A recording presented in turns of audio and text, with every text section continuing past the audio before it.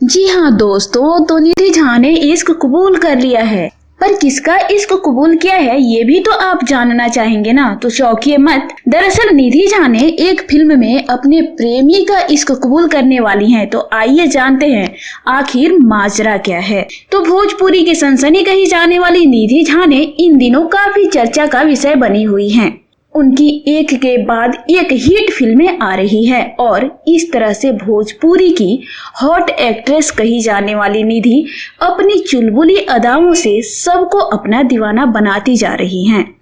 कोमल काया और अपनी छरहरी बदन से फिर एक बार दर्शकों का दिल जीतने आ रही है निधि, एक नए फिल्म के साथ। अपने दर्शकों के लिए जिस फिल्म को लेकर वो आ रही हैं, उस फिल्म का नाम जानकर आप लोग भी खुशी से झूम उठेंगे। दरअसल इस फिल्म का नाम है इश्क कबूल। यह फिल्म सत्या एंटरटेनमेंट के बैनर तले बनने वाली फिल्म है, जिसके प्रोड्यूसर है पंकज यादव और डायरेक्टर है सूरज कुमार गिरी। इस फिल्म में एक्शन के साथ ड्रामा और रोमांस दोनों का तड़का देखने को आपको जरूर मिलेगा।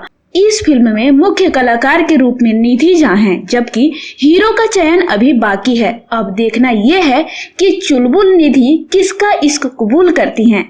कौन है वो हीरो जिसका इश्क निधि ने कबूल कर लिया है।